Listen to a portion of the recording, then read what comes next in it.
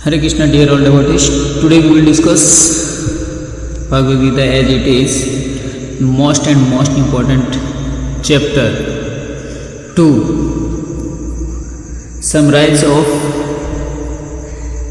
Bhagavad Gita, जो हम लोगों के जीवन का बहुत ही उपयोगी है, पूरा जीवन का।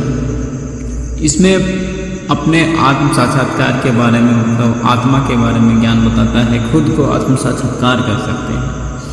जैसे भगवद गीता को बोला जाता है कि ये वेदों का सार है, वैसे ही भगवद गीता का दूसरा चैप्टर जो है अध्याय 2, वो भगवद गीता का सार है।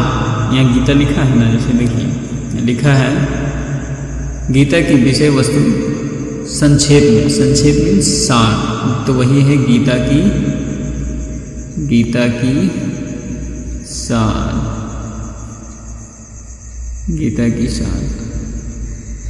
इसमें ही वो आएगा जो बहुत लोगों के द्वारा हम लोग सुनते हैं कि कर्म करते जाओ, फल की चिंता छोड़ दो। वो देखेंगे हम लोग इस पूरा डिटेल से उस श्लोक में। वैसा नहीं है जैसा लोग कहते हैं कि कर्म करते जाओ, फल की इच्छा नहीं करो। इसमें भगवान कुछ और कहते हैं, लोग उसका मीनिंग कोई कुछ और बना देता है। चलिए हम लोग पहला श्लोक का देखते हैं क्या बोलता है इसमें। 2.1 मतलब भगवद गीता का दूसरा श्लोक हम लोग देखते हैं। तो इसमें बता रहे हैं भगवान, एक बार पढ़ लेते हैं। संजय वाचा, तो संजय पहले बताते हैं अपना धृतराष्ट्र को कि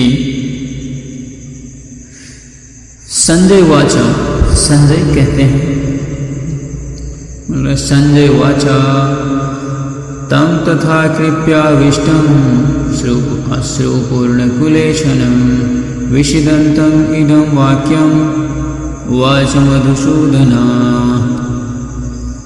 तम तथा कृप्याविष्टम अश्रुपूर्णकुलेशनम विषिदंतम इदं वाक्यम वाच मधुसूदना। तो इसमें क्या होता है, कहते हैं सबसे पहले संजय वाचा। संजय इसमें कहता है, संजय वाचा, संजय ने कहा तम अर्जुन से, तथा इस प्रकार की कृपाया, कृपया है दया, अविष्टम अभिभूत होकर, अश्रु आकुल मतलब व्याकुल हो जाते हैं, वही है आकुल। सॉरी, ये थोड़ा सा गलती की, यहाँ पे अश्रु आकुल, तो आंसुओं से भरे हुए होगा, इच्छनम आँखों से, विषिदंतम विलाप करते हुए, इदम ये वाक्यम शब्द वाच कहा मधुसूदना, मधु को वध करने वाले को भगवान वध किए थे, मधु राम के राक्षस को, तो उनको मधुसूदन इसीलिए कहते हैं। संजय वाचा, संजय इसमें क्या कहते हैं, संजय ने कहा करुणा से पूर्ण उदास मन और आंसुओं से भरे हुए अर्जुन को देखकर मधुसूदन कृष्ण ने ये शब्द कहे। पहला क्या कहते हैं वो लोग देखेंगे, तो थोड़ा सा हम लोग इसमें चल लेते हैं। क्या यहाँ पे बताया जा रहा है, भौतिक करुणा विलाप और आंसुओं से ये सभी वास्तविक आत्मा के अज्ञान के लक्षण है। शाश्वत आत्मा के प्रति करुणा ही आत्म साक्षात्कार है। शाश्वत आत्मा के प्रति करुणा ही आत्म साक्षात्कार है। यहाँ पे एक वर्ड आ रहा है शाश्वत आत्मा, शाश्वत है आत्मा, मतलब जो कभी नहीं मरने वाला होता है, ना इसको जन्म दिया सकता है, ना इसमें इसका आत्मा का मृत्यु होता है। शरीर मर जाने पे आत्मा नहीं मरता है, वह आत्मा दूसरे शरीर में ट्रांसफ़र हो जाता है। जैसे इसी में आएगा, इसी अध्याय में 2.13 मतलब दूसरा अध्याय का 13वां श्लोक में आता है, देहिनो यस्मिन् यथा देहे कौमारं यौवनं जरा तथा देहांत प्राप्ते धीरस्तत्र न मुह्यति। तो उसमें आता है कि वही है कि जैसे बच्चा जन्मता है तो उसका आत्मा बच्चा से फिर यौवनावस्था में बढ़ता है, यौवनावस्था से तरुणावस्था, तरुणावस्था से प्रौढ़ावस्था, वृद्धावस्था में ऐसे उसका आत्मा ट्रांसफर होते जाता है, शरीर चेंज होते जाता है। बच्चा वाला शरीर तो नहीं, लेकिन फिर भी आत्मा थोड़ी ना चेंज हो जाता है। आत्मा तो उसका शरीर में सिर्फ ट्रांसफर हो रहा है, अग्रसर हो रहा है, आगे जा रहा है, आगे की ओर जा रहा है। तो वही बोलता है कि यहाँ पे शाश्वत आत्मा के प्रति करुणा की आत्म साक्षात्कार है। तो इसमें यहाँ पे आत्म साक्षात्कार के बारे में बात किया जा रहा है, इस आत्मा के बारे में कि अगर हम लोग ये पढ़ेंगे वो ये है विलाप लफ्ज किया जा रहा है यहाँ पे। भौतिक करुणा, विलाप और आंसू से सभी वास्तविक आत्मा के अज्ञान के लक्षण है। जैसे मर जा रहा है कोई, रोने लगता है, शोक मनाने लगता है, तो वो रो रहा है तो उसका अज्ञानता में रोता है। वो जानते नहीं आत्मा इसका कहीं और चल गया, ये शरीर अब रहने लायक नहीं था, आत्मा कैसे रह सके? शरीर का तो पीड़ा लायक था पूरा, तो दर्द में तो शरीर को झेल नहीं सकता है, इसलिए आत्मा दूसरे शरीर में चल जाता है। आगे बोल रहा है इस श्लोक में मधुसूदन शब्द का सार्थक है। क्या सार्थक है? मतलब सही अर्थ लगाया गया है। मधुसूदन जो बोला गया भगवान कृष्ण को, क्यों बोला गया? भगवान कृष्ण का मधु नाम राक्षस को वध किया और अब अर्जुन चाहते हैं कि कृष्ण उसकी गलत फहमी, मतलब उसके अंतर आत्मा में जो कृपण था, गलत फहमी के राक्षस को वध करना था कि कैसे लोग को मारे ना मारे में जो संशय में आ गया था, वही बोल रहे थे कि अब तुम मुझे मेरा वध कीजिए, मेरे अंतरात्मा में जो गलत फहमी है, जो अपने कर्तव्य के निर्वाहन से मैं उनके ऊपर हावी हो गया था, अर्जुन के ऊपर हावी हो गया था। कोई नहीं जानता कि करुणा जो उनके अंदर आया था, ये है करुणा अर्जुन के ऊपर आ गया था कि कहाँ लागू की जानी चाहिए, वो उतना वहाँ पे नहीं यूज कर पाते क्योंकि अपना परिवार है। ज्ञान दूसरे को दे सकते हैं लेकिन जब अपने पे आता है तो नहीं लागू कर पाते हैं। तो वही यहाँ हाल हो गया था अर्जुन का। वही बोल रहा है डूबते हुए व्यक्ति के वस्त्र के प्रति करुणा करना निरर्थक है।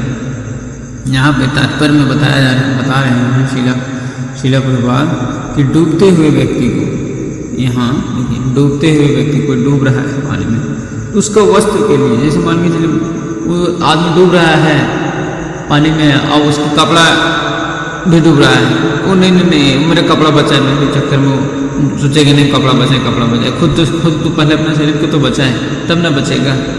तो वही वहाँ पे बताया जा रहा है कि डूबते हुए व्यक्ति के लिए वस्त्र के प्रति करुणा करना निरर्थक है। अपने वस्त्रों के प्रति करुणा ना करें।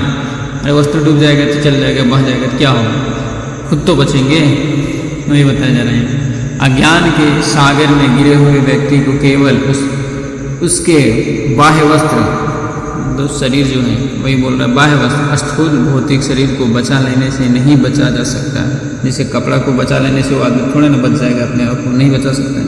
वही शरीर को बचाएंगे तो हम बचे रहेंगे, तो हमारा आत्मा इस शरीर में रह सकता है। शरीर ही नहीं रहेगा तो आत्मा कहाँ से रहेगी? वही यहाँ पे यही बताया जाता है कि बाह्य वस्त्र, जैसे अपने शरीर को हम बचा करके क्या करें जब हम आत्मा को ही न बचा पाए। अपने ज्ञान तंत्र यहाँ को कहने का अर्थ है कि अगर हम सही से अपने शरीर को यूज ना करें, आध्यात्मिक ज्ञान ना प्राप्त करें कि कहाँ क्या हमको करना चाहिए, कहाँ पे यूटिलाइज करना चाहिए शरीर को, तो ये ज्ञान ना हो तो वो निरर्थक है, मतलब वो अज्ञानता में है।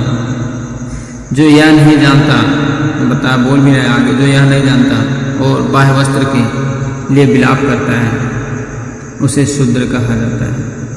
जो ज्ञानी नहीं है उसे शूद्र कहा जाता है। लेकिन लोगों में भ्रम देखिए आजकल जो फैला दिया गया, नहीं शूद्र है ये, जो मान के चलिए कोई छोटा काम कर रहा है, किसी सेवा कर रहा है तो वो शूद्र बोला जाता था। पहले छोटा बहुत मतलब थोड़ा नीचे का काम होता था, सेवा किसी का किया जा रहा है तो उसको शूद्र बोला जाता था।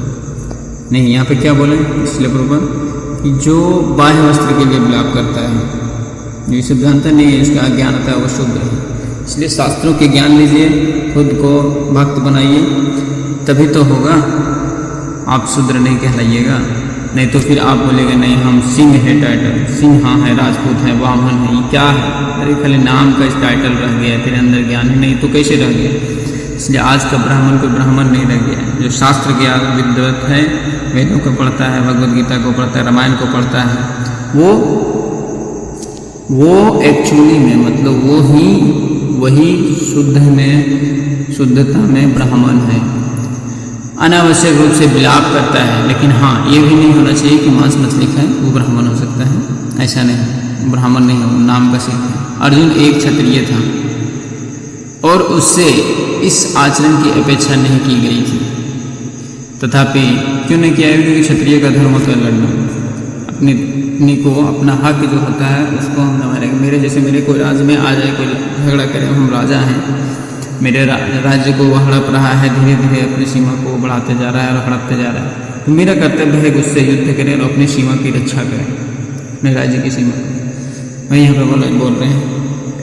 तथापि भगवान कृष्ण अज्ञानी मनुष्य के शौक को दूर कर सकते हैं। भगवान है तो आराम से दूर कर सकते हैं। तो इसी उपदेश से उन्होंने भगवद गीता का ज्ञान किया, तो भगवान दिए थे, इसी वजह से दिए थे, ताकि अर्जुन को वो ऐसा बोल रहे थे, देखो तुम अपने को ही मारेगा, ऐसा मारेगा, वैसा मारेगा, तुम इससे, तो उससे थोड़ा और उसको डरा रहे थे जिससे वो भयग्रस्त हो जाए और हम उसको, ताकि अपना उसका ज्ञान को बता सकें अर्जुन के माध्यम से सभी लोगों को।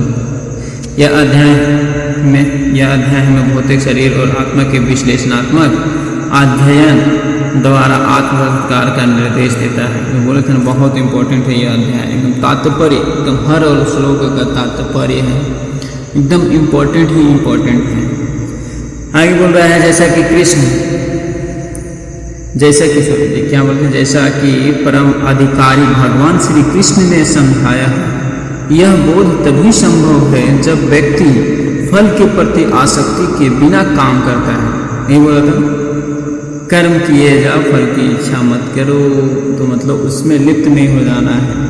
अगर लिप्त होता है आदमी तो क्या होता है, जैसे एक स्टूडेंट का एग्जाम्पल लेते हैं, बोल रहे हैं नहीं हमको यूपीएससी पढ़ना, ठीक है पढ़ना, ठीक है पढ़ना, नहीं हमको आईएएस नहीं बनना है, एकदम जिद करके, अब हमको आईएएस बन करके उसका जितना है भोग ऐश्वर्य पूरा सुखी से जिएंगे, पैसा लेंगे, ये करेंगे, बहुत ज़्यादा है, अपना दबदबा दिखाएंगे, ये क्या वो उसमें आसक्ति हो गया? ये नहीं, उसमें ऐसा होना चाहिए कि हम तैयारी करेंगे, ठीक है, अगर भगवान चाहे, अगर मेरा सही से तैयारी रहेगा, परफेक्ट 100% रहेगा, तब तो वो होगा ही, उस कर्म का मेरा फल अपने आप ही आएगा मेरे पास। लेकिन उसमें अपने आप को, जैसे पहले बताया, आसक्त नहीं हो जाना है कि हमें उसमें भोग ऐश्वर्य करना है, पैसा अच्छा मिलेगा, अपना दबदबा दिखाएंगे, पावर का यूज करेंगे, लोगों का दमन करेंगे, तो वो एक आसक्ति की तरफ ले गया। और वास्तविक आत्मा, आगे बोल रहा है, वास्तविक आत्मा की निश्चित धारणा में स्थित होता है। इसमें क्या बोला जा रहा था?